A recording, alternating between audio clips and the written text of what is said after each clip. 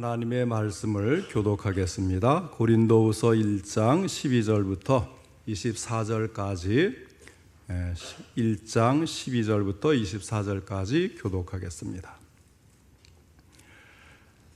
교독합니다. 우리가 세상에서 특별히 너희에 대하여 하나님의 거룩함과 진실함으로 행하되 육체의 지혜로 하지 아니하고 하나님의 은혜로 행함은 우리 양심이 증언하는 바니 이것이 우리의 자랑이라.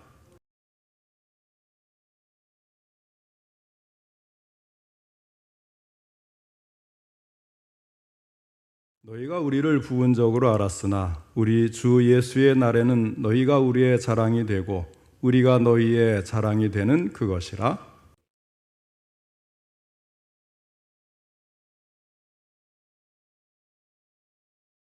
너희를 지나 마게도냐로 갔다가 다시 마게도냐에서 너희에게 가서 너희의 도움으로 유대로 가기를 계획하였으니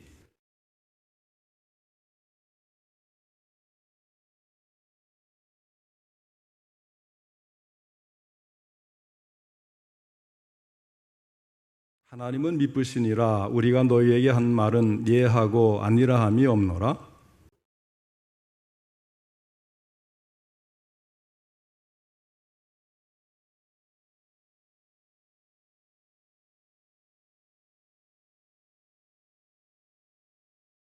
하나님의 약속은 얼마든지 그리스도 안에서 예가 되니 그런즉 그로 말미암아 우리가 아멘하여 하나님께 영광을 돌리게 되느니라.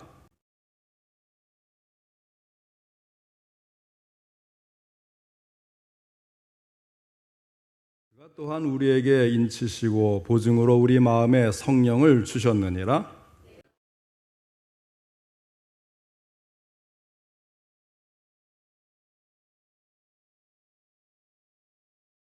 다 같이 읽겠습니다. 우리가 너희 믿음을 주관하려는 것이 아니요 오직 너희 기쁨을 돕는 자가 되려 함이니 이는 너희가 믿음에 섰음이라. 아멘. 이 시간에는 진실한 인생이라는 제목으로 함께 말씀을 듣겠습니다. 먼저 하나님께 기도드리겠습니다. 하나님 아버지, 오후에도 함께 하시고 저희들의 또 아버지 하나님 예배를 받으시며 귀한 말씀 주시니 감사를 드립니다. 이 말씀을 통해서도 저희가 주의 뜻을 헤아리고 그 뜻대로 살아갈 수 있도록 전할 때나 들을 때나 성령님이 함께 하시고 도와주시옵소서. 예수님의 이름으로 기도하옵나이다. 아멘. 우리 성도님들은 자신이 행한 일들이 하나님 앞에 선한 양심으로 행한 것인데도 그것이 오해되어서 신랄한 비난의 대상이 되고 또 그 한 가지 사실 때문에 다른 모든 행한 일들까지 평가절하되고 못 믿을 사람처럼 인식된다면 마음이 어떻게 되겠습니까? 보통 억울한 일을 당하거나 오해받은 사람들이 한결같이 하는 말이 무엇입니까? 내 진심만이라도 알아주었으면 좋겠다. 그런 말을 하지 않습니까? 그리고 그 진심이 통하지 않았을 때 사람들은 좌절하고 고통스러워 하는 것입니다. 그러나 오늘 본문의 말씀은 바울에게도 그와 같은 오해와 비난이 고린도 교회에서 있었지만 좌절하지 않고 슬기롭게 잘 이겨내고 있는 것을 보여줌으로써 오늘을 사는 우리들에게 교훈을 주고 있습니다. 그러면 왜 오해가 발생했고 비난의 내용은 무엇인가를 보겠습니다. 바울은 원래 고린도전서 16장 7절에서 만일 주께서 허락하시면 고린도에서 머물며 겨울을 지나기로 약속을 했었습니다. 그 계획은 오늘 읽은 본문 15절로 16절에 자세히 나와 있습니다. 바울은 이때에 2번 방문할 계획을 세웠던 것입니다. 한 번은 마게도냐로 가는 길에 들렀다가 다시 또 한 번은 마게도냐에서 나오는 길에 고린도에 들러서 마게도냐 교회에서 거둔 헌금과 고린도 교인들이 모금한 헌금을 합하여 예루살렘으로 가지고 가려는 것이었습니다. 그러나 그는 이 계획들을 실행할 수가 없었습니다. 2번의 계획이 모두 무산되고 만 것입니다. 그 이유는 23절에 나오는 것처럼 고린도 교인들을 아끼는 마음이 바울에게 있었기 때문이었습니다. 구체적으로 말씀드리면 이런 것입니다. 그 당시 고린도 교회는 당파로 분열이 되어 있었는데 심지어는 바울의 사도적 권위까지 부인하는 사람도 생겼습니다. 이런 상태를 개선하기 위해서 바울이 고린도를 잠시 방문한 적이 있었습니다. 그런데 사태의 개선은 고사하고 더 악화가 되어서 바울이 크게 실망한 적이 있었습니다. 그래서 바울은 가슴 아파하면서 매우 엄한 책망의 편지를 눈물을 흘리며 써보낸 것입니다. 바울이 고린도를 다시 방문하겠다고 했던 약속을 이행하지 않은 이유가 바로 여기에 있었습니다. 그러한 상태에서 바울이 고린도 교회를 방문하게 되면 도리어 바울 자신이나 고린도 교인들에게 상처만 줄 것을 알았기 때문입니다. 이렇게까지 바울은 고린도 교회를 사랑했습니다. 그러나 그들은 바울의 사랑을 이해하지 못해서 여러 가지 오해가 생겼습니다. 그때 고린도 교회에 바울을 괴롭히려는 사람들이 있었는데 그들은 이렇게 바울을 비난했습니다. 바울은 한 입으로 예와 아니오를 동시에 할 수 있는 그런 인간이다. 바울은 일시적인 충동으로 경솔하게 약속했고 이랬다 저랬다 하면서 그의 말은 예인지 아닌지를 분간하기 어려운 사람이다 라고 헐뜯는 것이었습니다. 또 하나는 이처럼 바울의 일상적인 약속도 우리가 믿을 수 없는데 그가 하나님에 대해서 한 말을 우리가 어떻게 믿을 수 있겠느냐. 그래서 그가 전한 복음까지도 헐뜯는 것이었습니다. 그러면 바울은 이러한 억울한 오해와 그의 사역까지도 싸잡아서 비판의 대상이 되는 상황에서 어떻게 흔들리지 않고 또 낙심하지 않고 잘 이겨내며 끝까지 복음 증거의 사역을 잘 감당해낼 수 있었을까요? 첫째는 그가 옳은 것을 양심이 증거해 주었기 때문이었습니다. 종교개혁 이전 중세교회의 중요한 기독교 사상가였던 토마스 아퀴너스는 인간은 행동을 보지만 하나님은 동기를 보신다라고 말한 바 있습니다. 바울은 자기가 하는 행동이 하나님 보시기에 순결한 동기를 가지고 행한 것이라는 확신이 있었습니다. 그는 단 한 번도 숨은 의도를 가지고 행한 적이 없었고 하나님의 거룩함과 진실함으로써 행하였다고 강조할 수가 있었습니다. 일구이연하지 않고 표리부동하지 않는 성실한 삶을 살아왔던 바울이었습니다. 그는 깨끗한 양심을 가지고 있었기에 결코 흔들림이 없었던 것입니다.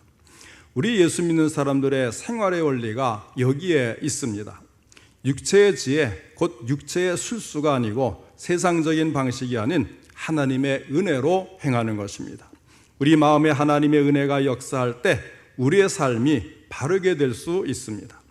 이렇게 해서 양심에 가책이 되지 않고 오히려 양심이 내가 행한 것이 바르다고 증거해 줄 때 우리는 어떤 오해나 비난에도 불구하고 흔들리지 않을 수 있고 주어진 사명을 끝까지 완수할 수가 있는 것입니다.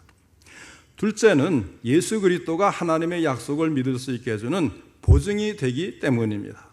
첫째는 양심의 증거가 바울이 진실함을 이제 보증해주고 그가 흔들리지 않을 수 있게 해줬는데 두 번째는 예수 그리스도가 그와 같은 보증이 된다고 하는 사실입니다.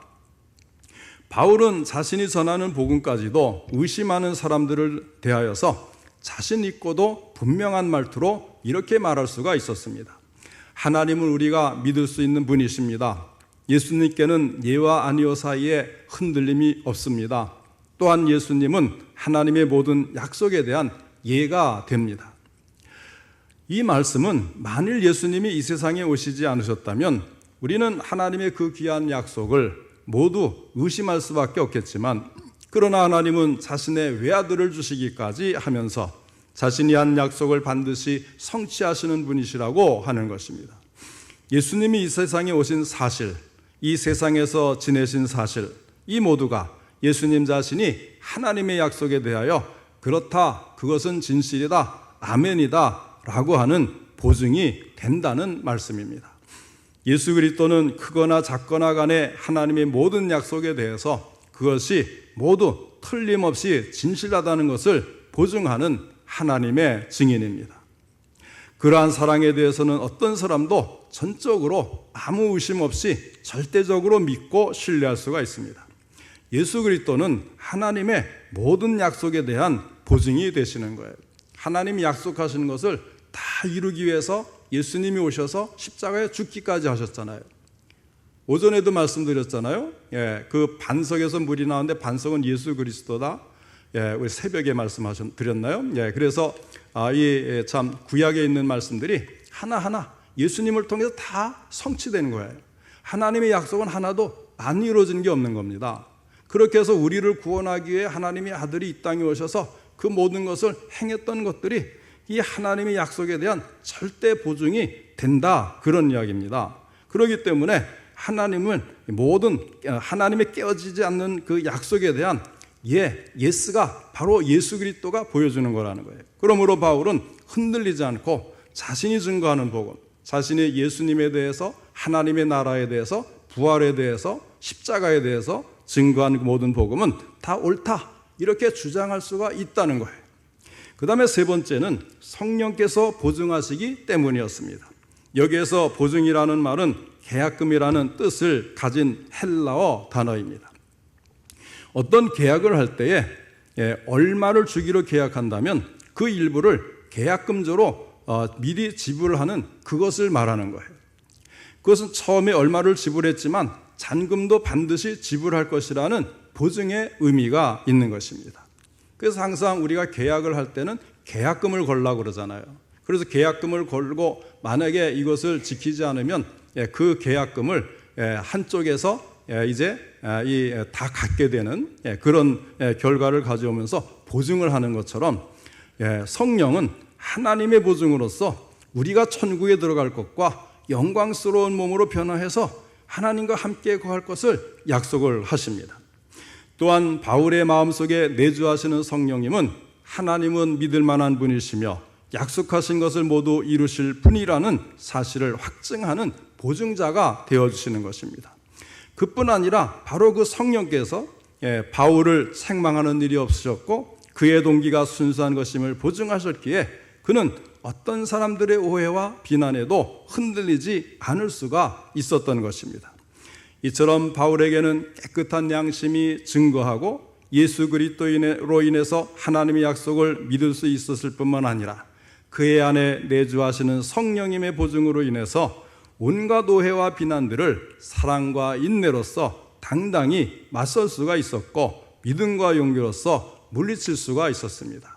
이것이 바울이 그 험한 그런 그 복음 전파의 그 사역 과정에도 흔들림 없이 끝까지 변함없이 자기 사명을 마칠 수 있었던 그 이유가 되는 것입니다. 사랑하는 성도 여러분, 이렇게 진실이라는 것은 언젠가는 밝혀지게 되어 있는 거예요. 오늘 알려지지 않아서 내 마음이 답답하고 억울하고 그렇지만 그러나 결국은 밝혀지게 되어 있는 것, 그것이 하나님이 하시는 일입니다. 사람은 당장 눈에 보이는 행동과 그 결과만을 보지만 중요한 것은 하나님께서는 그 동기의 순수함을 보신다는 사실을 우리는 알아야 합니다.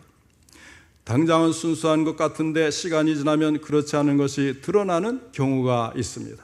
처음에는 괜찮게 보였는데 지내면 지낼수록 그렇지 못한 그런 사람들의 경우를 볼 수가 있어요. 그러나 반대로 당장은 오해를 받지만 하나님 보시기에 조금도 부끄러울 것이 없다면 그것 역시도 시간이 지나면 드러나게 되는 거예요. 그래서 사람은 오랫동안 지나고 보면 처음에는 참 괜찮아 보였는데 나중에 보니까 참 믿을 만한 사람이 못 되는구나. 처음에는 여러 가지 소문이 안 좋게 들려서 오해를 하고 의심을 했는데 지내면 지낼수록 정말 진실하고 믿을 만한 사람이구나. 이런 경우들이 다 있는 거예요. 우리의 신앙생활도 마찬가지입니다. 진실한 믿음이 있다면 그 믿음은 어떤 경우에도 흔들림이 없어야 합니다.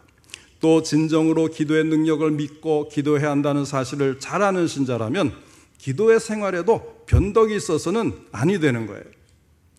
가끔 이제 금식 기도를 했다는 이야기를 들으면 감탄을 하잖아요. 어떻게 그럴 수 있을까? 3일 금식했다, 일주일 금식했다, 열흘 금식했다. 그런데 40일을 금식 기도하고 왔다 그러면 갑자기 사람이 달라 보이잖아요. 그런데요, 그 금식 기도를 했다는 것보다 10년 동안 하루도 빠짐없이 새벽 기도를 했다는 이것이 사실은 더 크고 귀한 일이 될 수가 있는 거예요.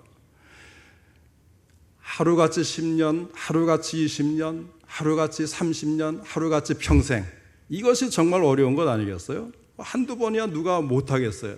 마음 먹으면 금식기도 며칠 할 수 있죠. 그런데 진실함이라는 것은요, 꾸준해야 되는 거예요.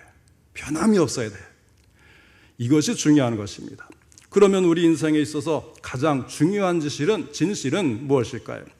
오늘 본문 12절에서 바울은 우리가 세상에서 특별히 너희에 대하여 하나님의 거룩함과 진실함으로 행하되 육체의 지혜로 하지 아니하고 하나님의 은혜로 행함은 우리 양심이 증언하는 바니 이것이 우리의 자랑이라 하였습니다. 무슨 이야기냐면요, 우리 인생에서 가장 중요한 진실은 이제까지 나의 모든 삶은 하나님의 은혜로 하였다, 육체의 지혜로 하지 아니하였다. 이것이 바울에게나 우리에게나 가장 중요한 진실이 된다는 거예요. 그래서 이것이 진정 내 삶에 있어서 자랑거리다. 나는 하나님의 은혜로 이 모든 것을 감당해왔다. 이것이 진실이고 그것이 나의 자랑이다. 바울이 그렇게 이야기하는 거예요. 예를 들어서 설명을 해드리겠습니다. 어떤 교수님이 계셨는데 아주 존경받는 분이셨어요. 또 교회의 장로님이셨습니다.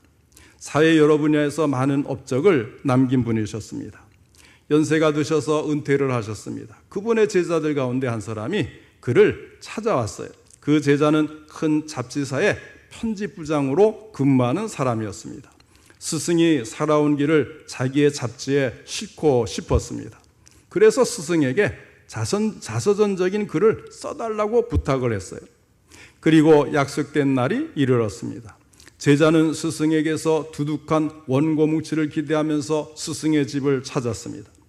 그런데 이 뜻밖에도 스승이 건네준 것은 얇은 종이 한 장뿐이었습니다. 그리고 거기에는 단 한 줄만 써 있는 거예요.